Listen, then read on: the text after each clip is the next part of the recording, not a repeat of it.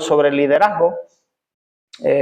Ahora, Leo, ¿tú puedes poner la primera diapositiva? Que esté ahí puesta la primera. Yo, si me pongo aquí, ¿está bien? Ahí no me pega en la cara. Muy bien. Ok. Vamos a hablar hoy sobre liderazgo desde la iglesia primitiva hasta la actualidad, ¿vale? Vamos a ver un poco de datos históricos. Vamos a ver la palabra de Dios también. ¿Por qué quiero compartir hoy contigo esto? Y, a ver, vamos a pasar como muy por encima, porque si nos ponemos ahí a estudiar historia de la iglesia primitiva hasta aquí, nos podemos pegar años, ¿verdad, Leo? Nos podemos pegar aquí una campaña y algo más. Pero entonces, simplemente como a vista de pájaro, ¿no? Ver un poquito la evolución del liderazgo y cómo llegamos hasta el día de hoy, hasta la idea de liderazgo que tenemos en la iglesia nosotros hoy. Yo, antes de comenzar con esto, te quiero preguntar algo.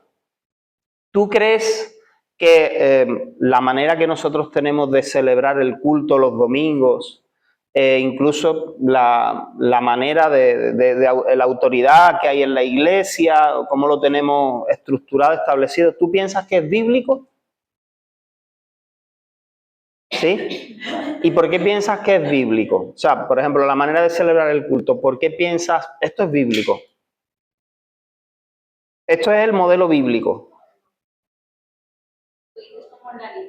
La liturgia, la manera en que celebramos el culto. Por ejemplo, venga, vamos a pensar.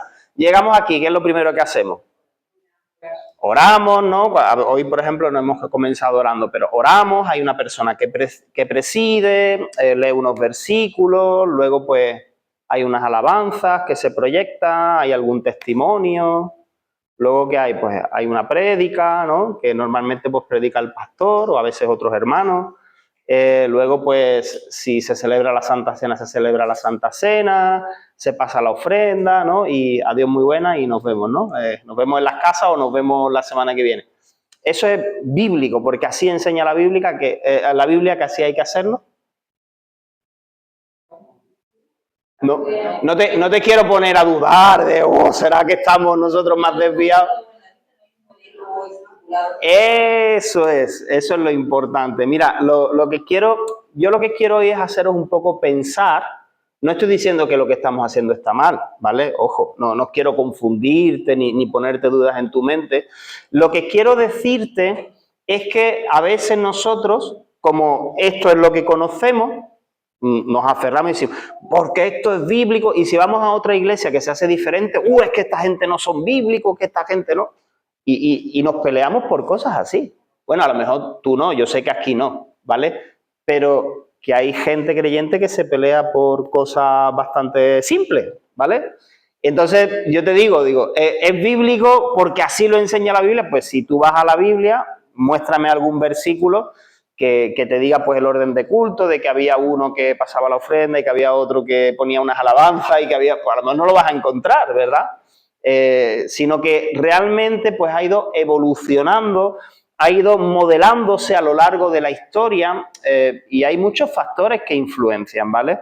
Y lo mismo ocurre con la idea del liderazgo. A lo largo de la historia hay factores que van moldeando los modelos de liderazgo, ¿vale? Y a veces nosotros pensamos que así como yo pienso que eso es así, que es bíblico.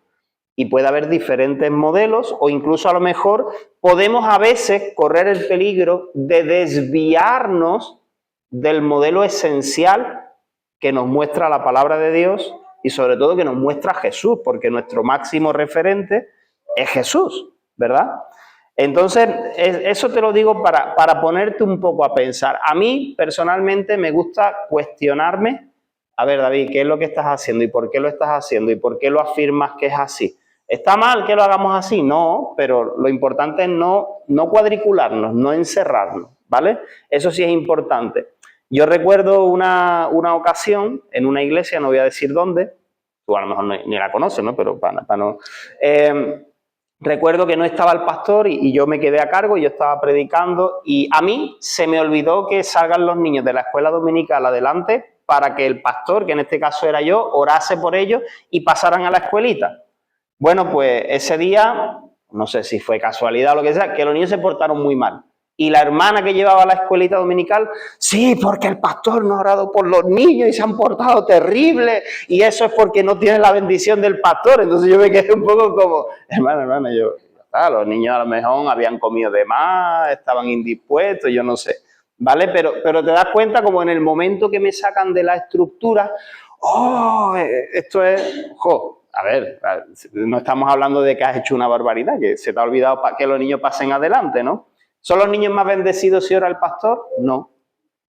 Jesús que dijo, dejad a los niños que se acerquen a mí, ¿verdad? ¿Es menos efectiva la clase de la maestra de escuela dominical si el pastor no ora? No. ¿Entendemos esto? Ahí es donde voy, ¿vale? Ok, entonces, estamos aquí.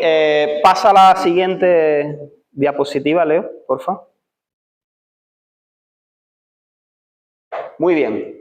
Objetivo, comprender cómo el liderazgo pastoral, en este caso me voy a enfocar más en el liderazgo pastoral, que suele ser la figura de autoridad que se ve en la iglesia, pasó de ser un servicio comunitario, es decir, un servicio para la comunidad de creyentes, ¿no? El pastor al final lo que hace es servir. Ya decíamos, ¿no?, las semanas anteriores que nosotros hablamos en nuestro lenguaje mucho, los líderes de la iglesia, ¿no? Y tenemos la idea de uno que manda, ¿no? El líder, el que manda.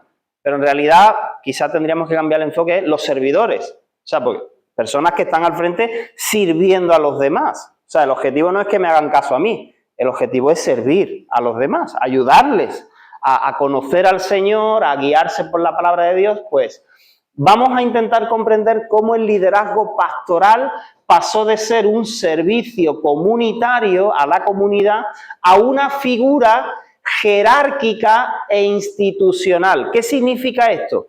Una persona, una figura jerárquica e institucional es una persona que ocupa una posición de autoridad dentro de una estructura organizada, que toma decisiones y ejerce influencia sobre los demás.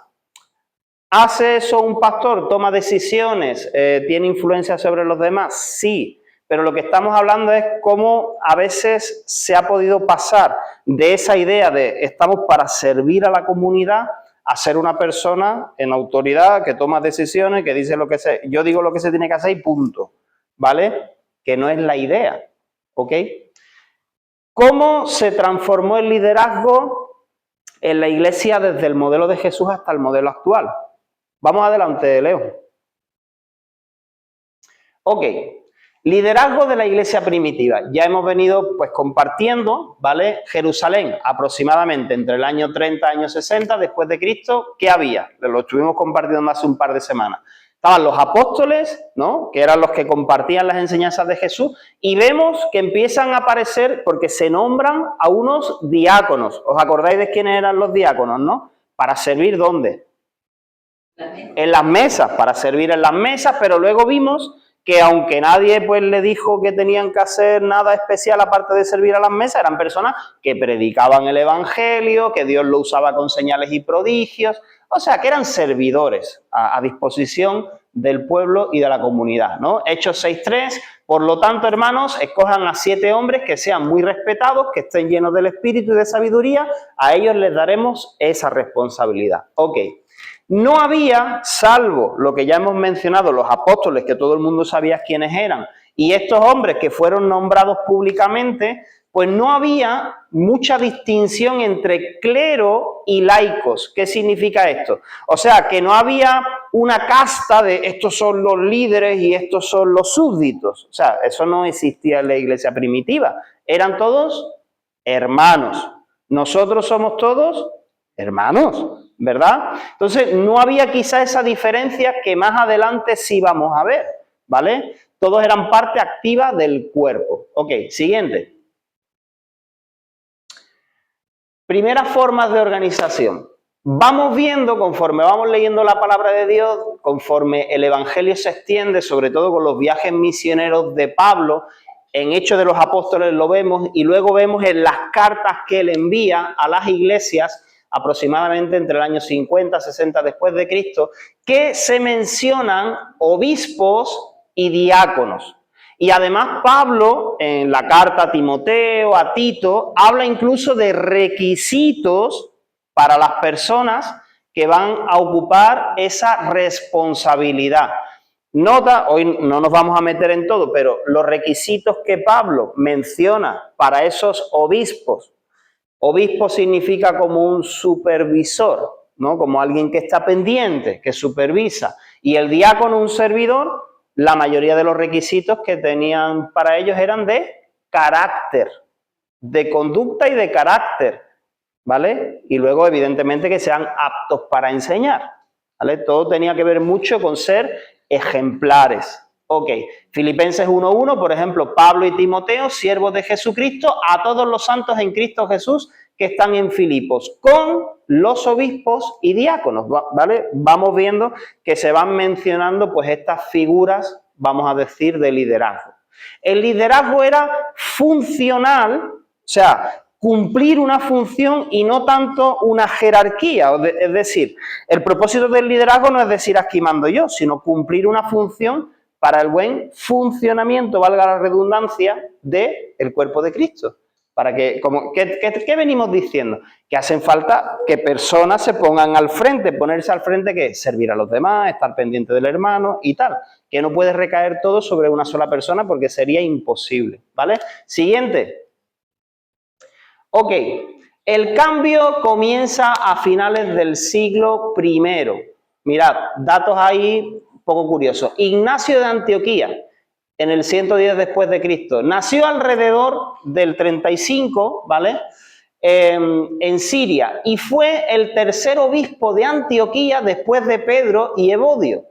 Se le considera uno de los padres apostólicos, ¿no? Históricamente, ya que padres apostólicos se consideraban a los que habían tenido relación directa con los apóstoles, ¿vale? Ya que fue discípulo directo de los apóstoles Juan y Pablo, al menos eso dice la historia, ¿vale? Estas son cosas pues que no están en la Biblia, ¿no? Pero que cuando empiezas a indagar históricamente, pues hay estos datos. Fue arrestado este hombre, fue arrestado durante la persecución del emperador Trajano, entre el 98 y 117, y fue trasladado a Roma, donde fue martirizado en el Coliseo y devorado por las fieras. Siguiente, Leo. Ahora, ¿qué pasó con este hombre? ¿Qué es lo que hizo? Que fue el primer defensor del monoobispado, es decir, un solo obispo, un solo supervisor por ciudad. ¿Qué te parece a ti eso?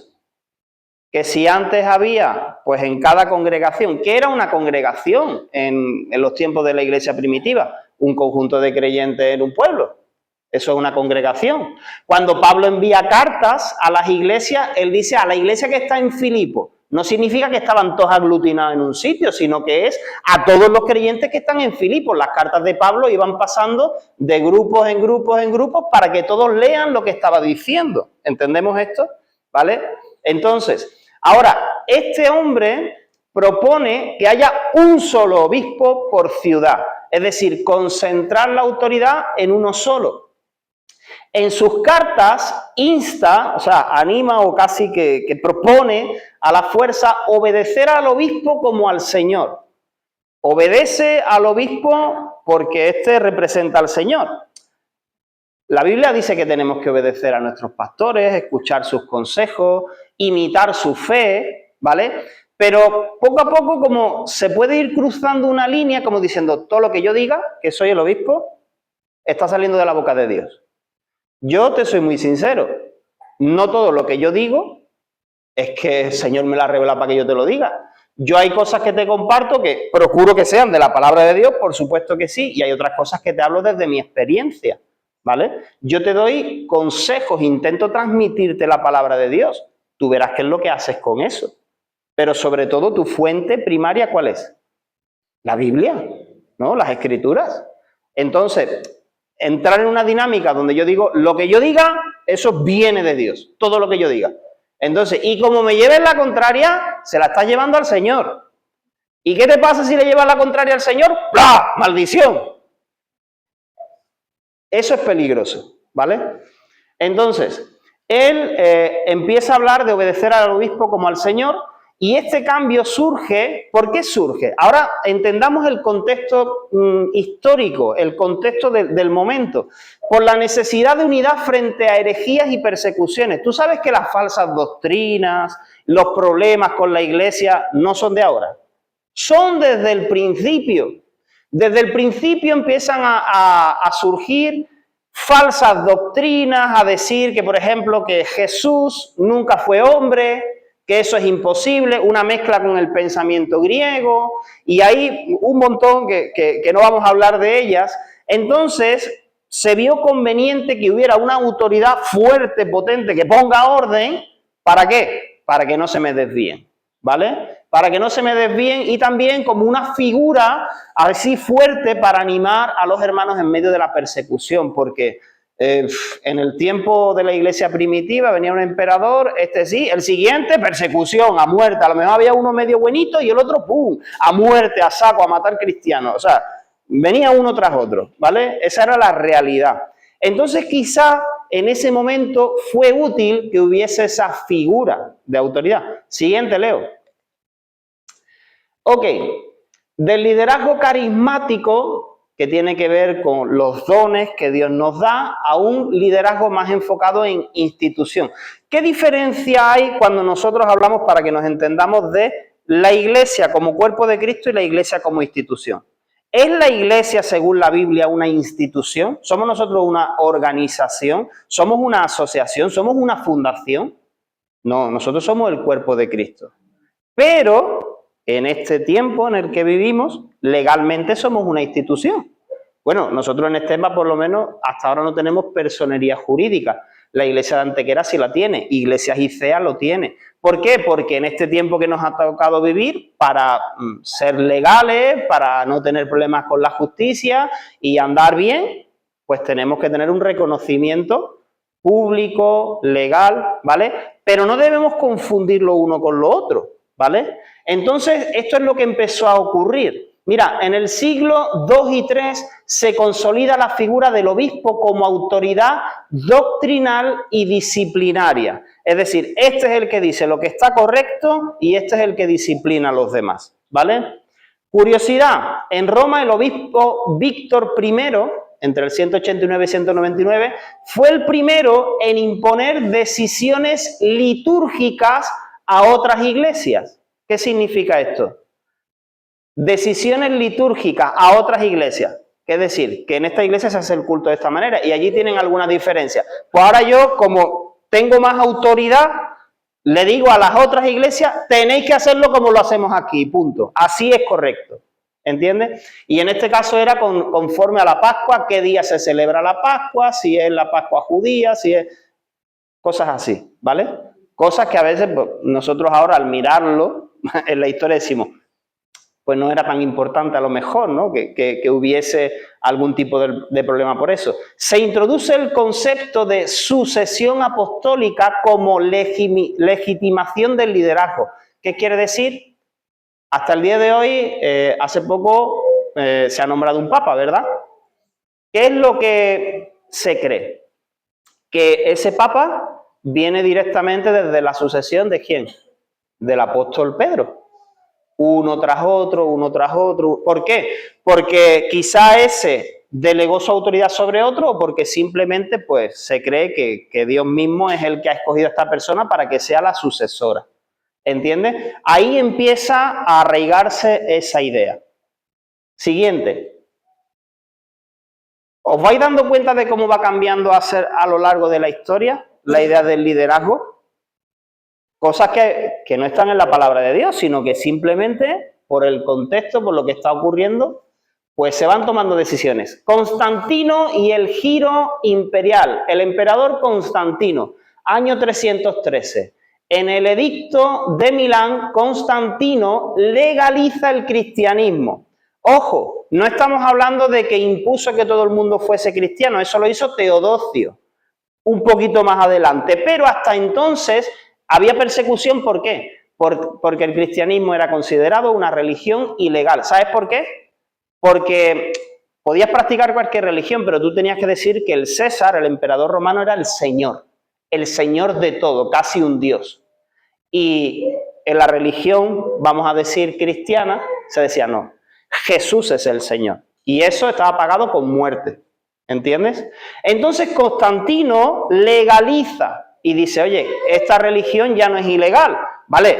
Por lo menos no me pueden matar o perseguir por ser cristiano. Bueno, podemos verlo como algo positivo. Pero en el año 325, el emperador concerta, ¿no? o llama al concilio de Nicea, donde se empiezan a poner pues, unos fundamentos doctrinales de enseñanza común en la Iglesia. El obispo se convierte en un funcionario imperial. ¡Ojo! Esto es un cambio súper importante. El obispo, ¿qué hemos comenzado en la palabra de Dios? ¿Quién era el obispo? Un supervisor, alguien que está entre el pueblo para ayudar, para guiar, para instruir, ¿verdad? Para ayudar si hay un problema entre hermanos. ¿Qué dice la Biblia, hermanos? ¿Qué dijo el Señor con respecto a esto? Pero, sin embargo, aquí ya el obispo ha pasado a ser un funcionario del gobierno que sigue ejerciendo autoridad en la Iglesia, pero tiene una autoridad, o sea, gubernamental. La mezcla entre Iglesia y gobierno. Nace la figura del príncipe de la Iglesia. Y, como dato, Constantino otorga palacios, privilegios a los obispos, marcando el inicio del poder eclesiástico. De ahí empieza ya la pomposidad, los trajes, ¿verdad? Ya como, sí, como reyes, ¿no? Siguiente. Si te has preguntado alguna vez, yo me pregunté esto cuando recién era creyente, y yo decía, bueno, ¿qué diferencia hay la Iglesia católica y nosotros? O sea, ¿de dónde venimos cada uno? Venimos de la Iglesia primitiva, querido, ¿entiendes? Sino que ha habido divisiones, ha habido interpretaciones humanas. León I, entre el 440 y 461, primer obispo de Roma en asumir el título de Pontifex Maximus, el máximo hacedor de puentes, ¿vale? Títulos que ya empiezan a sonar como casi del emperador romano, ¿no? Pontifex Maximus. Gregorio Magno consolida el modelo pastoral romano, mezcla de espiritualidad y administración, que ejerce autoridad. Hoy en día, pues sabéis que el Vaticano es un Estado, es la sede de la Iglesia Católica, pero es un Estado que tiene, pues ejerce diplomacia política y demás. Se institucionaliza la idea de que el obispo de Roma, el Papa, es el vicario de Cristo. ¿Sabéis qué significa esto, el vicario de Cristo? El sustituto representante de Cristo en la tierra. ¿Quién ostenta ese papel bíblicamente? ¿A quién le pertenece? El Espíritu Santo. El Espíritu Santo. ¿Por qué? Porque ¿qué dijo Jesús? Yo me voy, pero os envío a otro igual que yo. ¿A quién? Al Consolador, al Espíritu Santo. Pero no una persona. Siguiente. ¿Veis cómo va evolucionando la idea del liderazgo? Edad Media, siglo XI, reforma gregoriana, se impone el celibato. ¿Sabéis qué es el celibato, no? Sacerdotes católicos pues no tienen esposa, no tienen relaciones, es como un voto que hacen, pero eso no es lo que la Biblia dice. Ahora, ¿está mal? Ve a cada uno, ¿no? Pablo dijo, ojalá todo el mundo fuera como yo. Dice, te ahorras de problemas, ¿no? Dice, eso es lo que dijo Pablo, pero la verdad es que no todo el mundo era como Pablo, ¿verdad? Entonces, date cuenta que ahí ya no es si tú tienes el don de continencia o no, sino que es obligado, ¿vale? Que si quieres ser sacerdote, si quieres ser obispo, pastor, tú tienes que abstenerte de tener relaciones sexuales y de casarte, ¿vale? Es obligatorio, se refuerza la separación entre el clero, o sea, los que ostentan la autoridad, y el resto de las personas.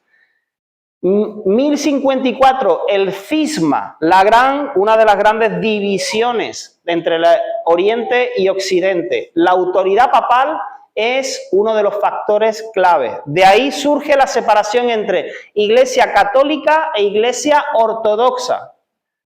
Sabéis que normalmente los países del este, sobre todo, Rumanía mismo, católicos habrá muy pocos, hay ortodoxos, ¿vale? Ellos dicen que ellos fueron evangelizados por el apóstol Andrés. ¿Cuál fue la división? Si yo te digo, ¿cuál fue el problema de la división? ¿De dónde viene el Espíritu Santo? Viene del Padre. Y a otros se le ocurrió decir, no, viene del Padre y del Hijo. ¡Oh, qué barbaridad! Pelea, nos dividimos. División terrible, vamos, llegan hasta las manos, ¿entiendes? Y aparte intentando hacer una interpretación de algo que es un misterio. O sea, que vete tú a saber, ¿entiendes? O sea, que como que queremos hablar y dar explicaciones de cosas que a lo mejor, ¿será que es tan importante que sepamos esto? Pues no lo sé, ¿vale? División grave entre la Iglesia católica e Iglesia ortodoxa. El liderazgo pastoral se convierte en una casta espiritual con privilegios y poder político. Siguiente. La reforma de Martín Lutero, 1500, por ahí ronda, ¿no? 31 de octubre de 1517, Lutero clava sus 95 tesis en Wittenberg. ¿Quién era Lutero? Un monje agustino, alemán, que el hombre de todo corazón quería servir al Señor, pero él va descubriendo algunas cosas que dice, esto no me cuadra, esto no me cuadra, no me cuadra, no me cuadra. Una de las cosas, te animo si no la has visto, ve la película de Lutero, que la verdad que es bastante fiel a los hechos y es muy impactante, ¿vale? Pero este hombre, pues entre otras cosas, que la salvación es gratuita, es por gracia mediante la fe, y él ve que están cobrando dinero por perdón de pecado y por librarte del purgatorio y otras cosas, y él dice, no. Esa, entre otras cosas, ¿vale? Y él protesta, de ahí los protestantes, ¿vale? Protesta a través de estas tesis. Y él denuncia, pues eso, la venta de indulgencias, la corrupción eclesiástica y un montón de cosas. El liderazgo pastoral reformado, lo que promueve Lutero, se rechaza la autoridad papal. Dice, no, el Papa no es la máxima autoridad de la Iglesia. La máxima autoridad de la Iglesia es Jesús. Y se recupera el principio del sacerdocio universal del creyente. ¿Qué significa esto? Que la Biblia, y luego vamos a leer el versículo, habla de que tú y yo, cada creyente, somos reyes y sacerdotes. Es decir, que tú y yo tenemos la responsabilidad, la tarea de ministrar a otros la palabra de Dios, de enseñar a otros la palabra de Dios. Dato curioso, que Lutero se casó con Catalina Bombora en 1525. ¿Quién era esta mujer? Una ex monja, ¿vale? Rompiendo con el celibato, dijo, hasta aquí llegó el celibato, ya no más, y modelando, y por eso yo estoy casado hoy día, modelando un nuevo tipo de liderazgo familiar y pastoral, que hasta entonces no existía. O sea, una familia haciendo esa función pastoral. Siguiente. Juan Calvino, que más o menos por ahí contemporáneo, y el modelo presbiteriano. Calvino establece en Ginebra un sistema de liderazgo basado en ancianos, es decir, presbíteros y doctores, con fuerte énfasis en la disciplina y en la enseñanza, ¿vale? Otro modelo de liderazgo que se ve que era conveniente. Se introduce el concepto del liderazgo colegiado, es decir, una persona que se forma, que se prepara y que rinde cuentas, ¿no? De estar sujeto en una estructura. Siguiente. Ok. El liderazgo en el protestantismo moderno, entre los siglos XVII y XIX, la proliferación de denominaciones protestantes con estructuras diversas, episcopales, congregacionales, presbiterianas, es decir, después de Lutero, lo que surgen es denominaciones y denominaciones. ¿Por qué surgen muchas denominaciones? Porque cada uno le da un toquecito, una interpretación diferente a algún punto. Ojo, eso sí es muy, quizá ahora para ahondar en esto, lo más común es que la gran mayoría de denominaciones estamos de acuerdo en el núcleo, en lo que es verdaderamente importante, en quién es Jesús, en la Trinidad, en el bautismo, ¿vale? Pero luego unas ponen énfasis en unas cosas, otros ponen énfasis en otras, y como por ejemplo la estructura de liderazgo y otras así, y surgen montones de denominaciones. En muchos casos se mantiene una figura pastoral fuerte y a veces con tintes autoritarios en las diferentes denominaciones que han ido saliendo. Dato histórico, en el avivamiento de wesleyano, los predicadores laicos itinerantes jugaron un rol clave, desafiando el modelo clerical tradicional. ¿Por qué? Porque estamos hablando, si piensas en Juan Wesley y otros, eran personas que quizás, pues, a lo mejor no estaban ni ordenadas, ni habían pasado por ningún sitio, sino que usadas por Dios empiezan a predicar, no en un púlpito, sino en la calle, boom, boom, a gente obrera, gente trabajadora, y empieza a haber un avivamiento. Y eso como que rompe un poco el esquema de, ojo, pero esta persona no es colegiada, pero esta persona no ha pasado, ya, pero Dios la está usando, ¿me entiendes? Entonces, eso como que hace un quiebre en la historia. Siguiente. Siglo XX, avivamientos y liderazgo carismático, movimientos pentecostales y carismáticos, como por ejemplo el de la calle Azusa en 1906, enfatizan el liderazgo ungido por el Espíritu. Luego viene un mover. ¿Quién hace eso? Las personas, no, lo hace Dios, porque a Dios le place hacerlo así. Viene un mover donde personas siendo usadas por el Espíritu Santo, Dios las usa con señales, con milagros, ¡bum!, un avivamiento. Y a lo mejor son personas comunes y corrientes, que no tenían ningún tipo de titulación, ni formación, ni preparación. Surge el modelo, ojo, aquí viene otro punto importante, del hombre de Dios, con autoridad espiritual incuestionable. ¿Cuál es el tema aquí? Que de pronto vamos a suponer, yo soy una persona común y corriente, yo soy un chico que ha salido de las drogas, ¿vale? Y amo a Dios, y empiezo a buscar de Dios, y por la gracia de Dios, Dios cuenta conmigo y me usa. Y ahora voy a un barrio y empiezo a predicar y la gente, los enfermos se sanan. Los endemoniados quedan libres. Hay milagros, hay señales, ¿no? Y Dios me usa a mí. Y ahora, porque Dios me está usando a mí, la gente a mi alrededor empieza a decir, ese es el hombre de Dios. Lo que él diga, eso va a misa. Lo que él diga es incuestionable. ¿Por qué? Porque a él Dios le usa. Eso es un error. Que a mí Dios me use por su gracia y misericordia, o que te use a ti, no significa que entonces yo estoy aquí ya en el séptimo cielo y todo lo que yo diga, eso está correcto. Que yo soy una persona humana. O sea, yo o tú o quien sea. ¿Entiendes? Que Dios te ha usado de esa manera porque a él le ha placido, igual que usó a un burro en el Antiguo Testamento. ¿Entiendes? Pero no me hace más ni menos. A los ojos de Dios. Ojo, cada uno tenemos nuestra función en el cuerpo de Cristo. Espero que me estéis entendiendo, ¿vale? Espero que me estéis entendiendo de el peligro que a veces, con respecto a la autoridad que nosotros damos a personas simplemente porque vemos algo tremendo que Dios ha hecho con esa vida, ¿vale? Entonces, ¿cuál es el riesgo? El personalismo, es decir, poner el enfoque en la persona, esa persona. Falta de rendición de cuentas, o sea, como esa es la persona que Dios usa, esa no le rinde cuentas a nadie, no se sujeta a nadie, esa persona tiene toda la verdad y a mí ¿quién me va a decir? Uy, eso es peligrosísimo, querido, es peligrosísimo que yo diga, como Dios me usa a mí que nadie me chite, ¿vale? Que nadie me diga nada porque Dios me usa a mí, eso es peligrosísimo, eso es tremendo. ¿Vale? Falta de rendición de cuentas y culto a la personalidad. O sea, al final lo que nos entusiasma es la personalidad de esa persona. ¿Vale? Siguiente. Antes de seguir, te digo una cosa. Entonces, ¿qué pasa? ¿Que las personas que hacen milagros, eso no hay que hacerle caso? Que sí, que Dios usa. Que Dios lo hace. ¿Entiendes? Pero es no confundir. ¿Vale? Que Dios use no significa que ya está. ¿Tú has leído la Biblia? Sí, ¿no? Siempre que no te salga del modelo bíblico. Claro. Entonces, ¿cuál es el punto? ¿Tú has leído la Biblia? ¿Tú has visto las personas que Dios ha usado? Por ejemplo, Leo predicaba el otro día. El rey David. El rey David. Un hombre que Dios mismo lo dice, conforme al corazón de Dios. ¿Justificamos nosotros todo lo que ha hecho el rey David, sea bueno o malo? No. Lo que ha estado mal.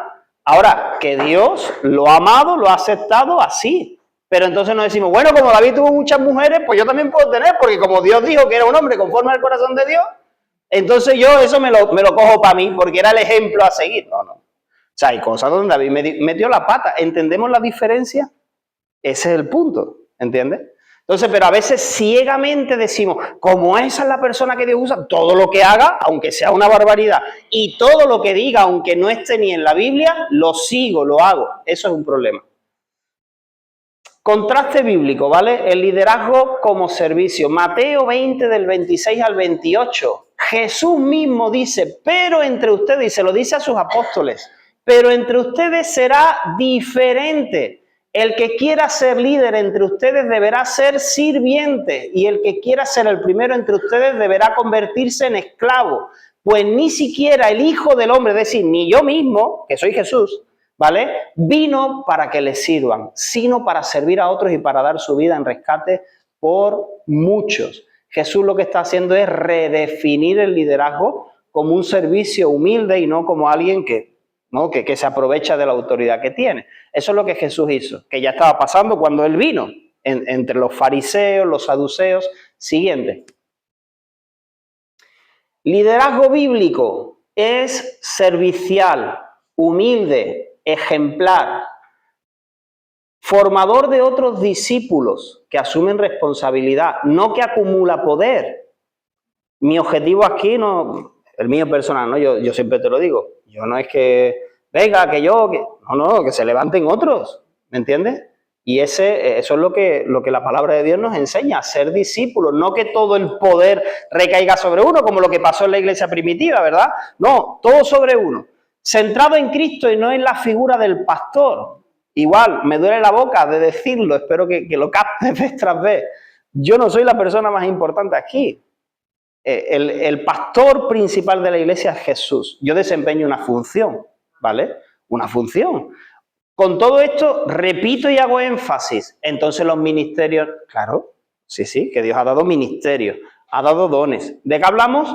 Funciones, capacidades. ¿Para qué? Para su gloria. ¿Para qué? Para equipar al cuerpo de Cristo. Pero no para llevarme yo la fama, no para llevarme yo la gloria o para ejercer autoridad sobre ti en lo que a mí me parezca, ¿vale? Entonces, centrado en Cristo. Siguiente. El sacerdocio de todos los creyentes, 1 de Pedro 2:9. Pero ustedes no son así, porque son un pueblo elegido, son sacerdotes del Rey, una nación santa, posesión exclusiva de Dios. En la reforma del siglo XVI de Lutero, recupera esa verdad. Pero, aunque Lutero hace énfasis, muchas iglesias evangélicas modernas aún luchan con estructuras jerárquicas heredadas. Es decir, la reforma de Lutero intenta promover esto. Oye, no, mira, que cada uno tenemos responsabilidad. Pero la verdad es que nuestro modelo de iglesias a veces no ayuda. ¿Por qué? Porque es verdad que, un ejemplo, si siempre la iglesia fuese, tú vienes y me escuchas a mí como predico y lo que enseño, y tú no haces nada. Y viene otra semana y me escucha, y viene otra semana y me escucha. ¿Quién puede tomar decisiones aquí? Yo, solamente yo. ¿Estamos ayudando a que realmente se cumpla esto? No. ¿Entiendes? Tiene que haber participación activa de parte de todos los creyentes en la predicación del evangelio. Por eso tenemos las casas, ¿verdad? Vale, las casas y aquí, ¿me entiendes? O sea, mientras vaya viendo personas, yo, mira, que otro predique, ¿me entiendes? Que ya os cansáis de mí domingo tras domingo, ¿verdad? Entonces, eso es así. Siguiente. Ya estamos terminando. El liderazgo evangélico contemporáneo. Aún en la actualidad, en algunos lugares, se idealiza al pastor como figura central, visionaria, carismática. Es decir, ¿quién tiene el enfoque y la visión para la iglesia? El pastor. ¿Quién tiene el carisma? El pastor. ¿Quién es el centro de la iglesia? El pastor. Repito, el pastor tiene su función. Pero, ¿de qué sirve que yo tenga una visión para la iglesia si tú no la tienes también? ¿Vas a seguir la visión que Dios está marcando? ¿Sí o no? Y si yo, por ejemplo, me mudo a otro sitio, Dios me lleva a otro lugar, me enfermo, yo qué sé, cualquier cosa. Entonces, conmigo muere la visión de la iglesia. Uy. Entonces ya todos estos años no ha servido de nada. No, porque ya si el pastor no está, pues ya la iglesia desaparece. Porque la iglesia tiene que tener visión también, ¿verdad? Se espera que el pastor o la autoridad sea moralmente superior, infalible, omnipresente, que pueda estar en todos lados. Superpoderes, los X-Men, el pastor. ¿Te imaginas? Eso no es real. O sea, yo te digo la verdad, mira, mi día tiene las mismas horas que tiene el tuyo, ¿sabes? me canso lo mismo o más que tú. O sea, que somos de carne y hueso, ¿me entiendes? Mis oraciones no llegan más alto ni más lejos que las tuyas. ¿Tú lo sabes? O sea, ni son más potentes que las tuyas. Ahora, ¿qué puedo aportar yo? Mi experiencia, mi sabiduría de los años, es lo que yo te puedo aportar, mi conocimiento de la palabra de Dios, mi propia personalidad, quizá empatizas más conmigo que con otra persona, todo eso. ¿Por qué? Porque yo he decidido poner mi vida a disposición del Señor y de las demás personas.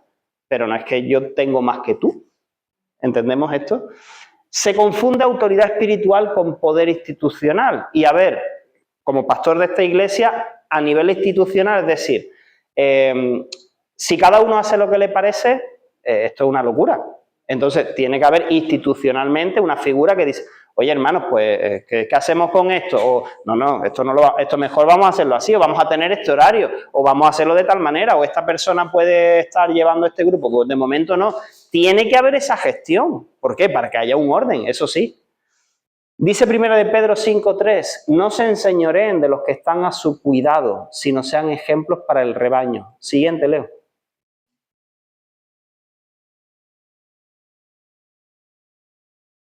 Ok, sesgos errados, es decir, ideas erradas que aún persisten. El clericalismo, ¿sabéis lo que habíamos dicho en la Edad Media? Clericalismo era que hay un clero y hay unos laicos, es decir, hay una casta más arriba y otra más abajo, ¿vale? De ahí de la Edad Media disfrazado. Aunque se predica el sacerdocio universal, en la práctica se le delega todo al pastor. Entonces, como que la iglesia no participa, no crece, todo depende del pastor. Éxito medido por números. Se valora más el crecimiento que la fidelidad. Es decir, el pastor es éxito. ¿Quién tiene éxito? El pastor. ¿Por qué? Porque hay mucha gente en la iglesia. Yo te digo que yo creo que la mayoría de los que estáis aquí habéis venido porque Dios os ha traído. No porque yo te he cogido en la calle y te he arrastrado hasta aquí, hasta este sitio. O porque entre vosotros habéis predicado, os habéis animado, ¿me entiendes? Pero tengo yo el mérito de que si antes había 10 personas y ahora hay 50. No, aparte, si yo ahora puedo venir menos que cuando empecé. Cuando empecé venía 3 veces a la semana o 2 veces y ahora solo puedo venir los domingos. Imagínate, ahora tengo yo, para mí el mérito, ¿no? No. Y además el mérito no es que haya un montón de gente aquí. Si el éxito, si tenemos que medirlo de alguna manera, en que tu vida esté en crecimiento espiritual con el Señor. Ese es el éxito. Da igual si somos 5 que si somos 40 o 50. ¿Entiendes? Entonces, la falta de formación integral. Es decir, se prioriza a veces la personalidad, el carisma sobre el carácter. Hay personas que tienen una labia, que se expresan muy bien, que llegan muy bien a la gente, pero eso no te hace para que tú puedas estar en autoridad frente. Tienes que tener el carácter de Cristo. O sea, tienes que dar ejemplo, ¿me entiendes? De que por lo menos la luz que tienes intentas vivirla, ¿lo comprendes? Pero a veces se puede cometer el error, uy, como este habla muy bien, o incluso, pues yo no sé, yo mientras he estado en Ecuador a veces pues se pensaba, no, como este que es ingeniero, o este que es abogado, o Manolo que es abogado, vamos a ponerlo de pastor, pues seguro que el tío habla muy bien, ¿entiendes? ¿No? ¿Te parece, Manolo? Pues la verdad que he estado en situaciones de que, aunque sea la persona que acaba de llegar a la iglesia, pues se piensa, bueno, aquí la mayoría somos analfabetos y este tiene estudio, vamos a ponerlo de pastor. ¿No? Pero ese no es el criterio que nosotros seguimos conforme a la palabra de Dios. ¿Entiendes? Dependencia espiritual. Los miembros esperan que el pastor tenga respuesta para todo en lugar de crecer en madurez.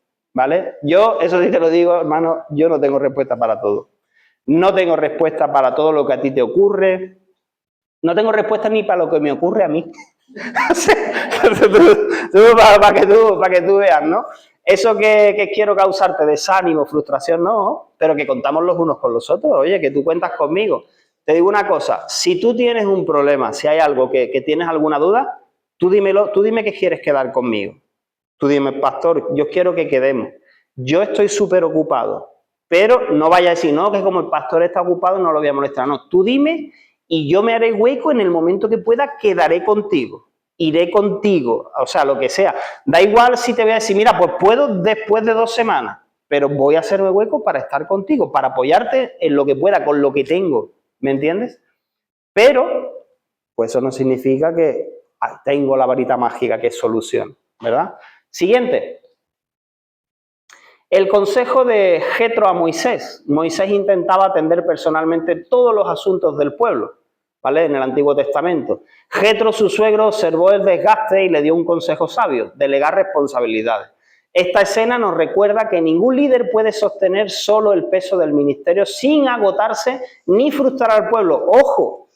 Agotarse él y agotar al pueblo, porque si todo espera ser resuelto o solucionado a través de una persona, la lista de espera hasta cuándo llega, más que para solicitar el asilo, ¿no? ¿Hasta cuándo llega la lista de espera? No, pues que te puedes pegar un año esperando, ¿entiendes? ¿Qué dice Éxodo 18 del 17 al 18? El suegro de Moisés le dijo: no está bien lo que haces, tú y el pueblo que está contigo acabarán agotados. Esta tarea es demasiado pesada para ti, no puedes hacerla tú solo. Lo que está hablando es que la gente también se frustra cuando piensa que una persona le tiene que dar respuesta y no se la da. Siguiente. Enséñales los decretos de Dios, transmíteles sus instrucciones, muéstrales cómo comportarse en la vida. Sin embargo, elige de entre todo el pueblo algunos hombres con capacidad y honestidad, temerosos de Dios y que odien el soborno. Nómbralos jefes de grupos de 1000, de 100, de 50 y de 10.000, y de 10 personas, perdón. Siguiente. Conclusión, venga, ya llegamos a la conclusión. ¿Qué modelo de liderazgo estamos proyectando mutuamente? Digo, yo hacia vosotros y vosotros hacia mí. ¿De poder o de servicio? Digo mutuamente porque, o sea, ¿yo qué os estoy transmitiendo a vosotros? Pues, o sea, esto es para reflexión, ¿vale? No digo ni bien ni mal, pero yo sí me tengo que preguntar esto, o sea, a ver, yo ¿qué le estoy transmitiendo a la iglesia de Estepa? Que yo soy el único que sé, que yo tengo la última palabra, que nada pueden hacer sin mí, o sea, ¿estoy transmitiendo eso o no? Yo me lo tengo que cuestionar. Vosotros como congregación os tenéis que cuestionar, o sea, ¿qué modelo de liderazgo estáis proyectando sobre mí? La expectativa de que el pastor tiene que todo es el pastor, o entender cuál es el modelo bíblico. ¿Entendemos? Esto es mutuo de los dos. ¿Ok? ¿Qué expectativas tenemos los unos de los otros? No es lo que estoy diciendo. Nuestro modelo es Jesús, liderar con humildad, guiar con el ejemplo y empoderar a los creyentes. Empoderar, una palabra moderna, discipular. ¿Vale? Discipular. Enseñarte qué es lo que dice Dios y tú tienes que empezar a aplicarlo. Ya está. Siguiente, yo creo que aquí hemos terminado. ¿Hemos terminado, Leo? Muy bien, pues hasta aquí hemos llegado. Ponte de pie.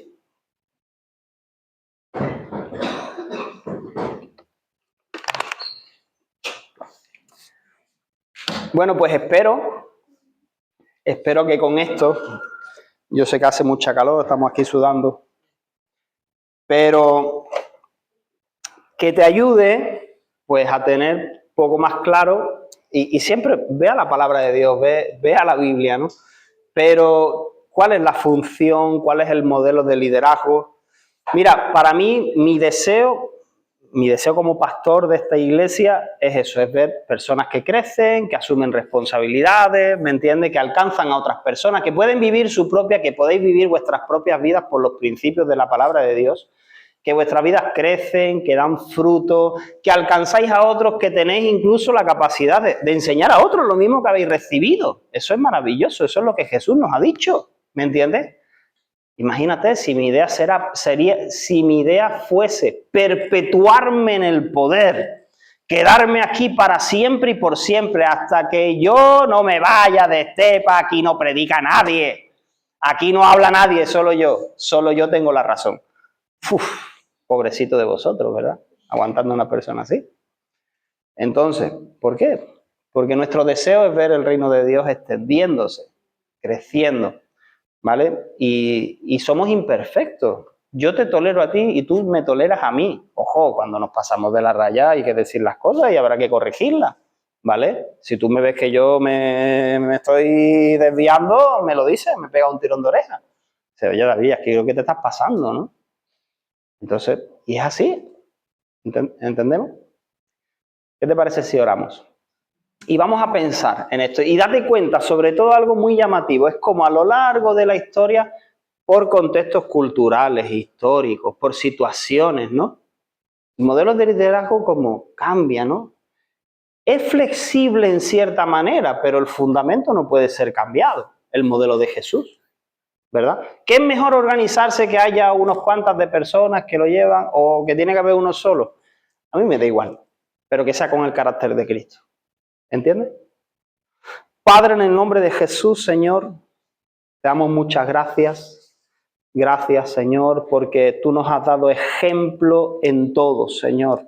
En cómo debemos relacionarnos los unos con los otros, en cómo debemos ejercer la autoridad que tú nos das, Señor.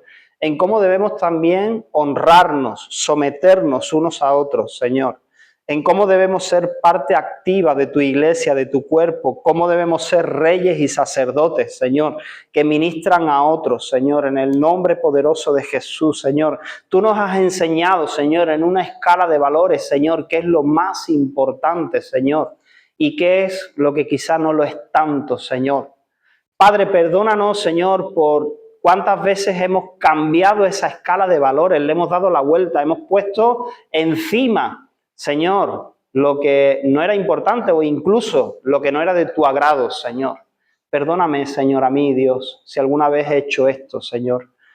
Oh Dios, y enséñanos, Señor, a vivir en una relación de armonía, de respeto, Señor, con el enfoque en un mismo, Señor, sentir, Dios, y es glorificarte a ti, amarte a ti y amar a los demás y ver cómo tu gloria, tu reino se extiende, Señor.